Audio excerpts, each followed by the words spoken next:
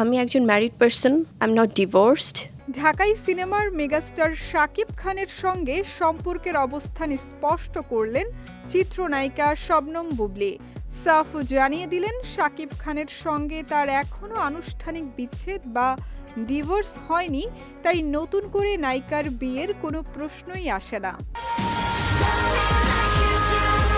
ভালোবাসা দিবস ও পহেলা ফাল্গুন উপলক্ষে এক পডকাস্টে অতিথি হিসেবে উপস্থিত ছিলেন বুবলী। সেখানে সঞ্চালক তার কাছে জানতে চান তিনি কবে আবার বিয়ে করছেন। জবাবে বুবলী বলেন, শুরুতেই বলে নিচ্ছি আমার তো ডিভোর্স হয়নি, তাই বিয়ের প্রশ্নই ওঠে না। শাকিব খানের জন্য নতুন পাত্রী খোঁজার খবরের প্রসঙ্গ টেনে বুবলী বলেন, এটি যার যার ব্যক্তিগত সিদ্ধান্ত। তবে নিজের বৈবাহিক অবস্থা ব্যাখ্যা করতে গিয়ে তিনি বলেন, ম্যারিটাল স্ট্যাটাসের ক্ষেত্রে মানুষ হয় বিবাহিত, নয়তো ডিভোর্সড, সেপারেটেড কিংবা বিধবা হয়। এখানে অতীত বলে কোনো অপশন থাকে না।